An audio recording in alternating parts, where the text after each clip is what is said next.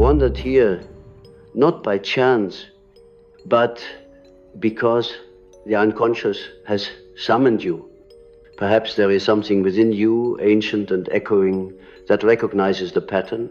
I will now lay bare. There is a trap in the soul, hidden like an abyss beneath the waters of love. It does not look like suffering at first.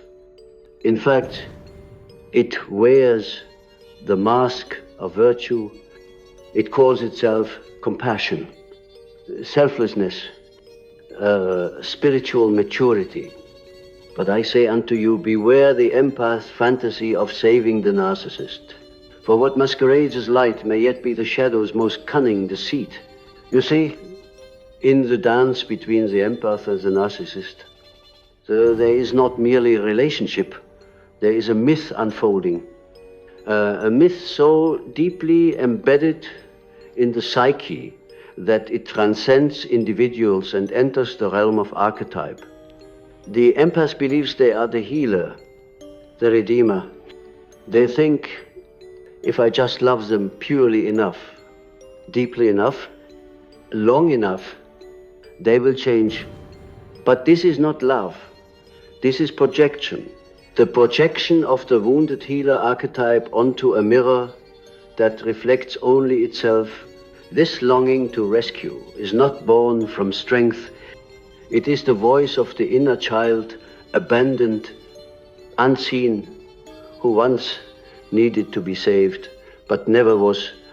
Now, rather than turning inward to tend the neglected child, the empath turns outward.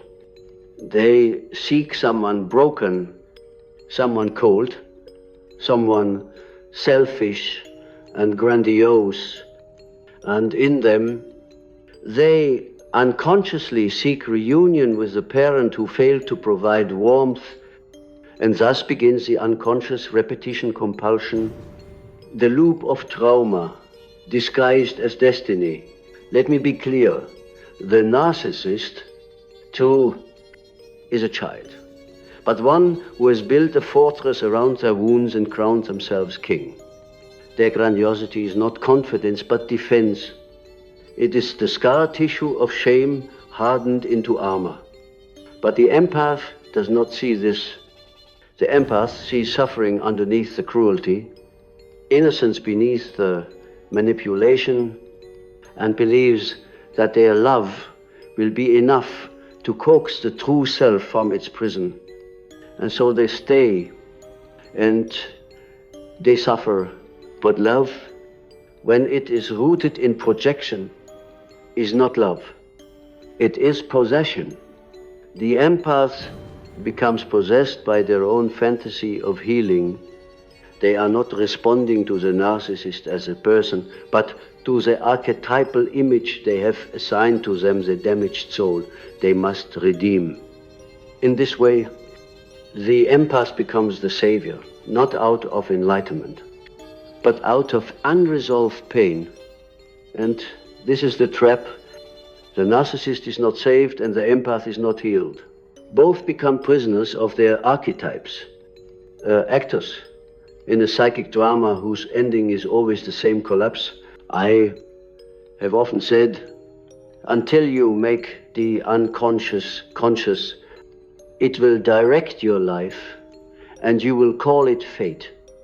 What you call attraction in these relationships is often the pull of complementary wounds. The empath's wound is invisibility. The narcissist's wound is inadequacy. One says, see me. The other says, worship me. And for a time, the dysfunctions align. The empath gives everything. The narcissist takes everything, but eventually the empath's giving becomes emptiness. And the narcissist taking becomes insatiable. What began as a union devolves into a devouring. There is something profoundly symbolic here, something ancient. The narcissist is not merely an individual. They are an embodiment of the devouring mother or the tyrannical father archetype. They consume rather than nourish. And the empath, believing themselves to be strong enough to withstand it, steps willingly into the fire. But one cannot offer healing from a wound still bleeding. The empath must understand you do not heal another by becoming their sacrifice. And yet the illusion persists. It is persistent because it is mythic. The empath unconsciously models themselves after the Christ archetype, believing that suffering for another's sake is noble, redemptive. But they forget that Christ did not die to enable dysfunction. He died to awaken humanity to the divine within. If your love keeps another in their unconsciousness, it is not holy. It is codependent. What is it truly that the empath wants?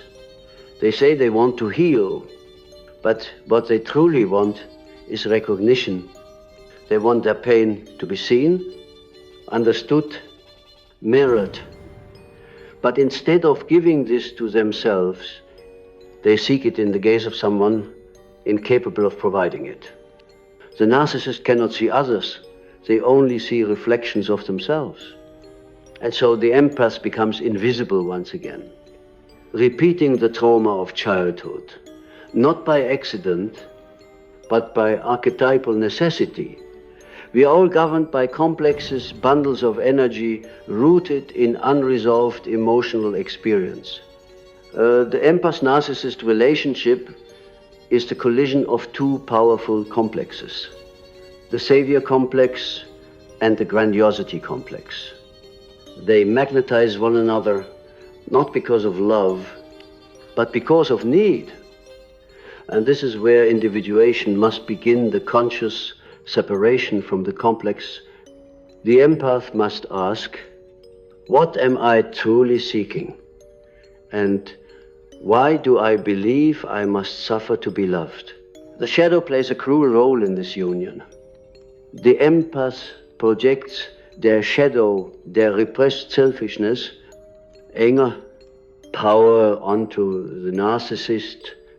They say, I am nothing like them. I am good, I am kind, I give.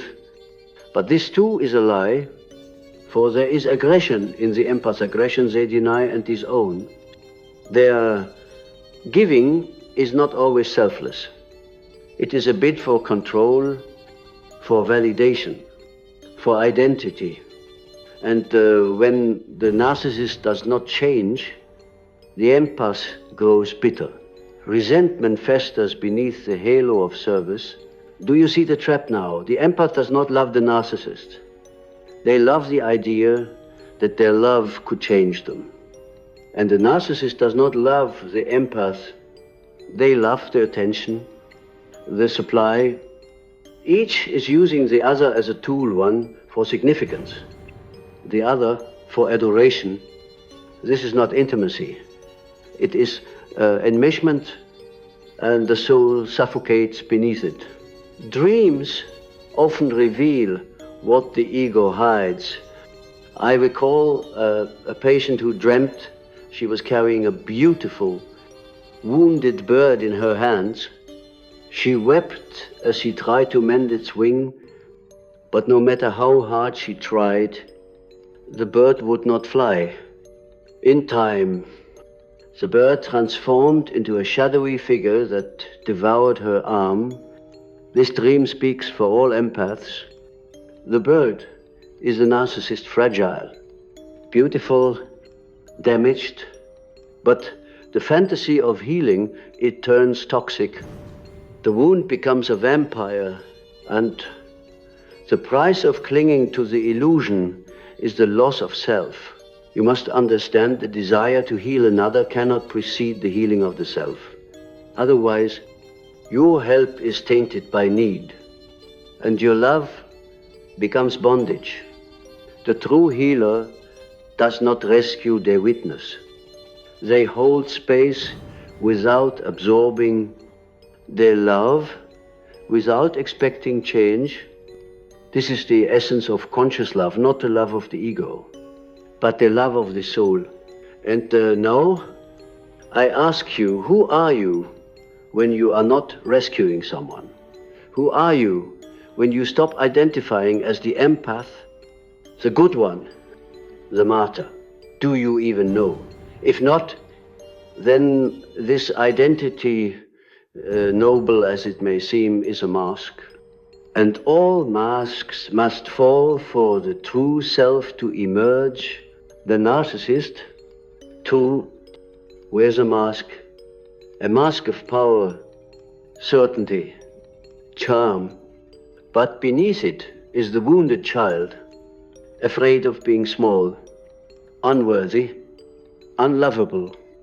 When the empath clings to the narcissist, they reinforce this mask. They say, you don't have to feel, I'll feel for you. You don't have to change, I'll bend instead. But this does not liberate. It cripples. It enables the narcissist's dissociation from their own shadow, and this is the paradox. Both the empath and the narcissist are running from their shadows, and they use each other to do it. The empath avoids their power by projecting it onto the narcissist. The narcissist avoids their vulnerability by consuming the empath. In this way, they create a closed loop of mutual unconsciousness, a psychic Ouroboros, the serpent eating its tail. I do not condemn these dynamics. I only ask that you see them for what they are, not personal failures, but mythic enactments. You are not alone in this. The pattern is ancient. It belongs to the collective unconscious. But your task, your sacred task, is to awaken within the pattern, to see the illusion, to choose something different, not escape, but alchemy, to break the fantasy. You must confront the inner child who still believes that love must be earned through suffering. You must reparent them. You must tell them they are worthy, even when no one needs them. Even when they are not saving anyone. This is the wound beneath the wound. The source of the empath's compulsion, only then when you have faced your own shadow, can you see the narcissist not as a monster, but as a mirror, not as a project, but as a soul. And from this seeing, liberation is born. There is an unspoken grief in the empath when the illusion begins to break. It is not just the sorrow of losing someone. It is the death of a myth that love can conquer all, that your love is holy enough to transform another's darkness. When this myth dies, it feels like you have failed, not only them, but yourself, because somewhere deep within you, you believe that healing them would finally prove your own worth. But hear me, this belief is the inheritance of an unloved child, not the knowing of an awakened soul. You do not exist to be a salve for another's wounds. You exist to become whole in yourself. And sometimes the greatest act of love is not to stay and rescue, but to walk away and reclaim the parts of you that have been scattered across broken altars. Let me tell you of another dream, one offered by a man who had spent years trying to save his partner from cycles of emotional volatility. He dreamt he was trying to carry a burning log through a forest, desperate to protect the flame. But as he held it, the fire burned his hands, his arms, and finally his chest. He awoke, gasping for breath, his heart pounding. This is the fire of the narcissist, chaos, seductive. luminous, wild. The empath, like Prometheus, believes they can steal it and bring it to life. But unlike the gods, the narcissist does not offer fire freely. It comes at a cost, and the empath does not realize that in protecting the flame, they are losing their own body to it, piece by piece, layer by layer, until only ash remains. What must be understood is that this flame does not belong to you. It is not yours to protect or change. The fire, in truth, is their responsibility, and your belief that you must carry it is a sign that you have not yet claimed your own. You still seek fire from another, because you do not trust the divine spark within yourself. This is the journey of individuation, to reclaim your inner fire, to stop outsourcing your significance to the wounds of others, to stop performing emotional labor in the hopes of being chosen, validated, or seen. You must become the one who sees, the one who chooses, not out of pride, but out of sacred necessity. For there is a dark seduction in suffering. The empath is often praised for their endurance, their patience, their capacity to forgive. And so they remain in cycles of pain, believing that their suffering is proof of their strength. But suffering alone is not sanctity. Unconscious suffering is martyrdom. Only conscious suffering that teaches, transforms, clarifies, becomes holy. You must ask yourself, what is this pain teaching me? What is the lesson I refuse to learn that keeps drawing me into the same archetypal dance until that question is answered? The faces may change, but the pattern remains. You will meet the same soul again and again, sometimes in a lover, sometimes in a friend, sometimes even in your own reflection, until you awaken. The narcissist, despite all appearances, is your teacher. Not a teacher of love, but a teacher of boundaries, a mirror that reflects your unconscious servitude, your need to please, your refusal to take up space. They teach you by violating what you will not yet protect. They reveal to you the places you still abandon yourself. In this sense, they are sacred antagonists, guides through the valley of self-betrayal. But do not mistake their presence for destiny. The lesson is not to stay and fix.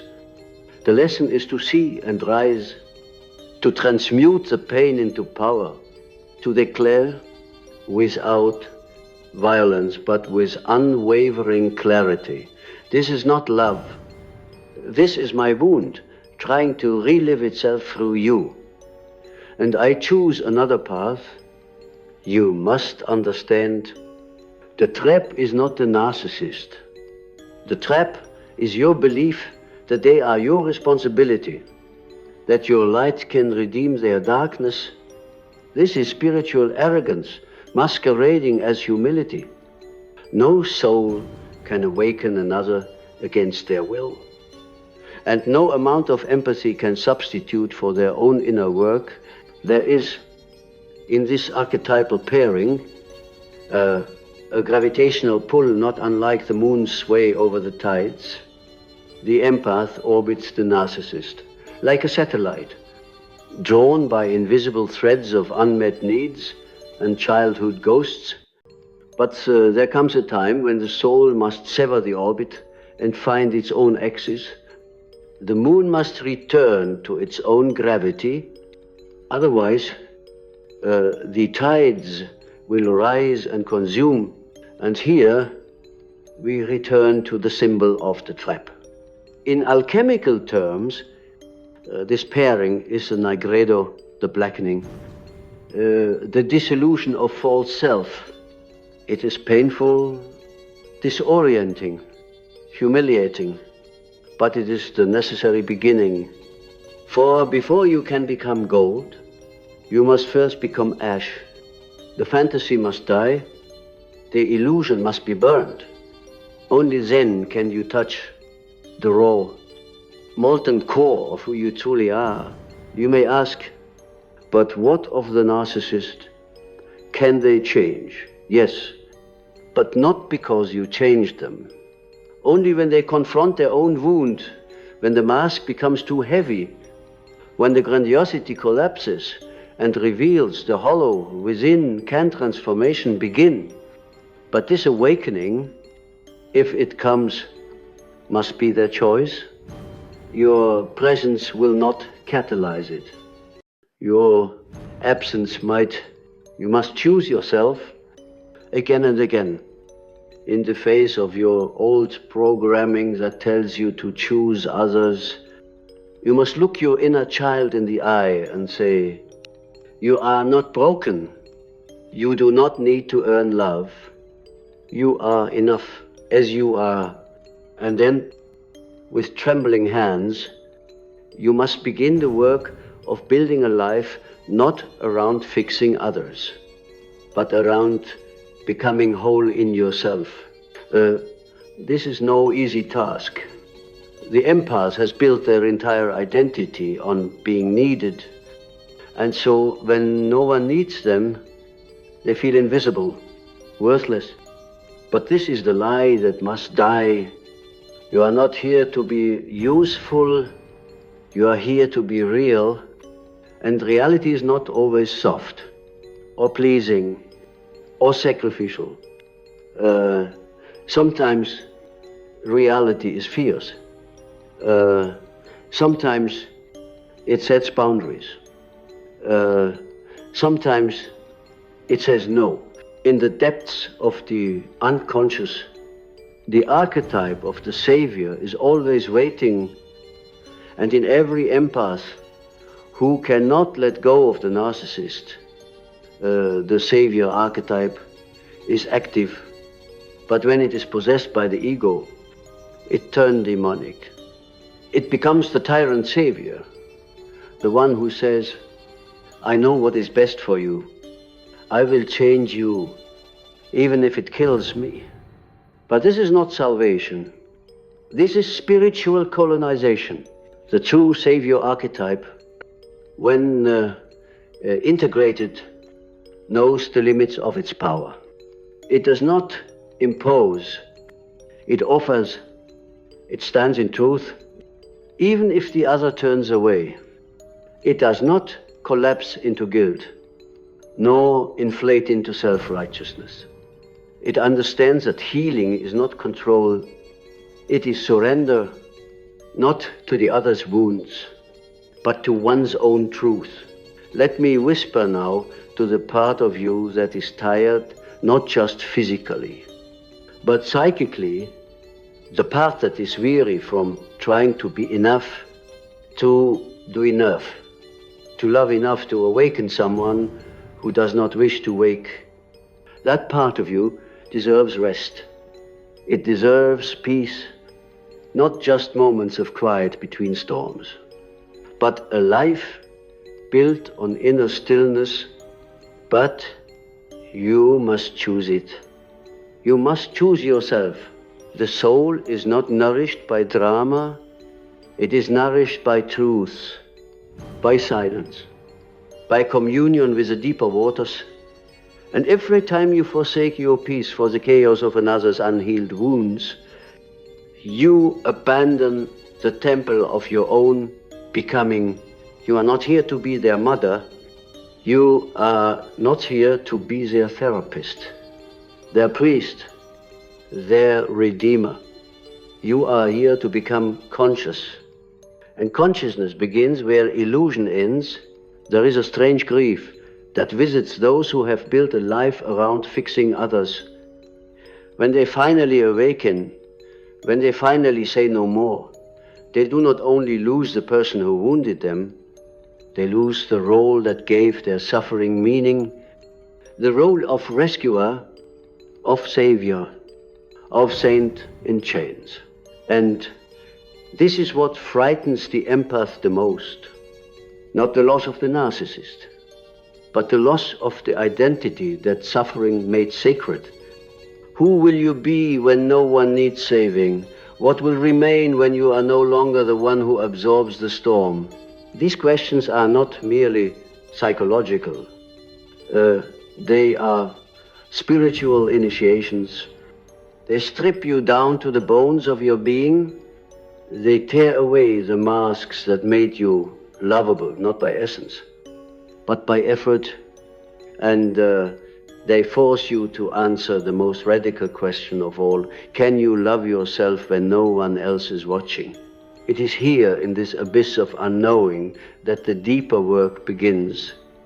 Because the empath's fantasy of saving the narcissist was never truly about the narcissist. It was a decoy, a displacement, a deferral of the real work, the sacred and terrifying work of turning inward and asking, what if I offered this compassion to myself? You see, the narcissist is not only out there, the narcissist lives in your psyche as well as the voice that says you must be exceptional to deserve rest. As the inner critic that sneers when you ask for help, as the persona that demands applause, even if you are bleeding, the narcissist, when turned inward, becomes your shadow taskmaster, your tormentor disguised as discipline. And the empath, too, lives within the narcissist. Beneath their armor is the exiled child, soft, feeling, desperate to be held. This is why the two find each other. They are twins of trauma, mirroring what the other has disowned. One externalizes their need, the other internalizes it. But both are caught in the same prison, the belief that love must be earned. When the empath begins to see this, when they begin to dissolve the illusion of separation, something profound occurs. They stopped trying to change the narcissist and begin the alchemical act of integrating their own shadow. They stop projecting power and start claiming it. They stop worshipping pain and begin listening to it. Not as a punishment, but as a guide. Pain, you see, is not your enemy. It is the language of the soul. It arrives when something vital has been ignored, when some part of you has been silenced too long. In the relationship with the narcissist, pain is the soul's rebellion against unconscious servitude. It is the cry of the self, demanding to be remembered. Do not rush to silence this cry. Do not numb it, bury it, or wrap it in spiritual platitudes. Sit with it. Let it speak. Let it show you the places where you abandoned yourself in the name of loyalty. Let it reveal the moments when you said yes but meant no. This is not indulgence. This is resurrection. The narcissist may never say sorry. They may never admit the harm. They may continue to blame, distort, seduce. That is not your concern. What matters is that you witness yourself, that you become the one who sees what no one else saw, that you become the one who says, I will never betray you again.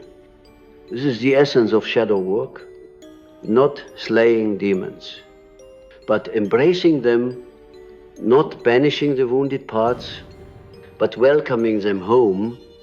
And in doing so, you reclaim the energy that was lost to the projection. You retrieve your soul from the altar of false salvation. Dreams become different here. Before, they were filled with pursuit, chasing, rescuing, bleeding. Now they soften. You begin to dream of rooms with open doors, of oceans that do not drown, of mirrors that show your own face not distorted by the gaze of another, but luminous with self-recognition. I once knew a woman who dreamt she was wearing a mask that had been glued to her skin. She tried to remove it, but each time she pulled, the skin tore. In the dream, she wept not from pain, but from relief. I would rather be raw, she whispered, than live one more day unseen. This is the gift of awakening. The rawness, the vulnerability, the aching return to what is real. And yes, it is terrifying, but it is also holy, for it is only in the shedding of the mask that we begin to live as soul rather than persona.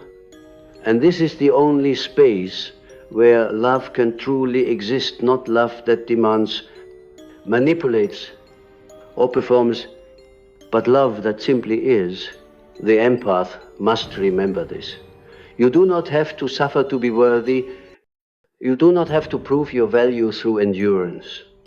Your softness is not a weakness to be corrected, but a medicine to be directed inward. You have given your empathy like water to a desert that only evaporated it. Now, let that water flow home. This homecoming is the beginning of a new myth, one not based in sacrifice, but in sovereignty, one not defined by pain, but by presence. You are not here to reenact the old patterns. You are here to transmute them. You are here to say, the line ends with me. Do you feel that the quiet beneath my words, the space between the sentences, that silence is not emptiness, it is the soul's breath. It is what remains when the chaos ends. It is the temple that was always waiting, not outside you, but within. The narcissist will call you selfish for leaving. They will accuse you of betrayal, of cruelty, of abandonment. But hear this, the only betrayal is to your own soul. And the only cruelty is to stay where you are diminished. You owe no one your self-destruction, not even those you love. You are not cruel. You are not cold. You are finally awake. And when you awaken, you do not burn others. You stop setting yourself on fire just to keep them warm. The world does not need more empaths who bleed for those who never asked to be healed.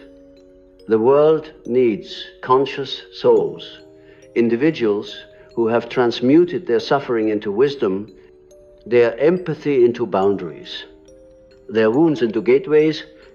The world needs you whole, so fine, free. And so, if this message stirs something within you, if it shakes the old foundations, let the tower fall, let the fantasy burn, let the grief rise, and when it passes, step forward, naked, honest, radiant, not as a savior, not as a victim, but as a soul, finally returned to itself.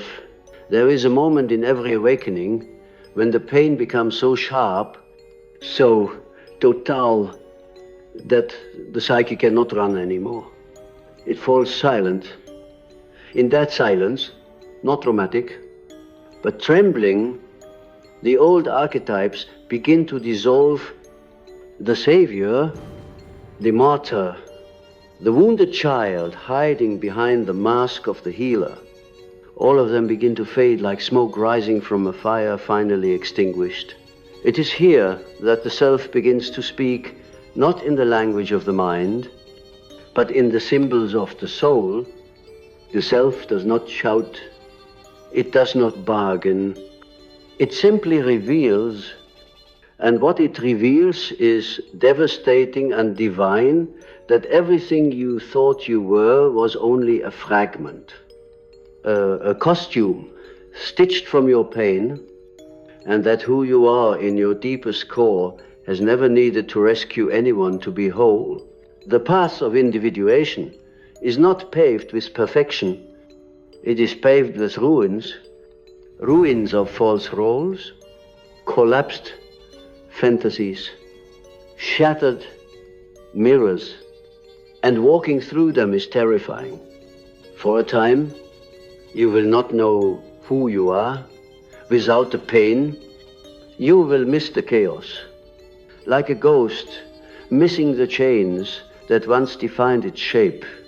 But if you stay with it, if you do not run back to the familiar cage, something sacred begins to stir, a light not borrowed from others, but born from within, a clarity not built on performance, but on presence. And from this clarity, you begin to see that love is not a transaction. It is not a cure. It is not a performance of goodness in exchange for crumbs of approval. Love is being, and being does not rescue. It invites, it does not absorb, it reflects, it does not chase, it attracts, and in this way, you become something you never were before, sovereign. You see? The narcissist taught you where you had no boundaries, where you still believed that love meant sacrifice, where you still equated suffering with significance. But now you see the spell. Now you hold the mirror, not to judge, but to remember you do not need to become small to be seen. You do not need to break yourself to be chosen. There is a holiness in boundaries that the empath must learn. Boundaries are not walls. They are doors with sacred thresholds. They say, this is where I end, and you begin. They protect the sanctity of your soul, not out of fear, but out of reverence. A boundary is not a punishment. It is a prayer that says, I will no longer betray myself in the name of connection. And so the empath becomes something new, not hard, not closed, but discerning, clear, radiant in their rootedness. They no longer look for broken wings to mend. They no longer find meaning in bleeding.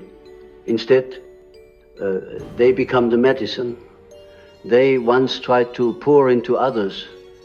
And this medicine, born of shadow, of fire, and silence, is the only kind that truly heals.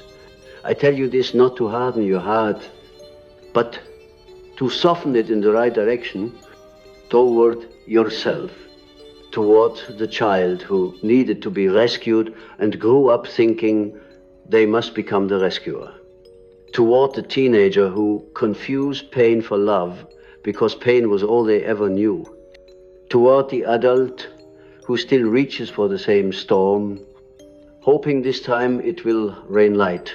You're not here to repeat. You are here to reveal. You are the end of the old myth, the last page of the story that says love must hurt to be real. Let that story burn. Let its ashes feed the soil of something truer. Yes, the narcissist may return, they always do, with honeyed words, with false humility, with promises dressed in spiritual language.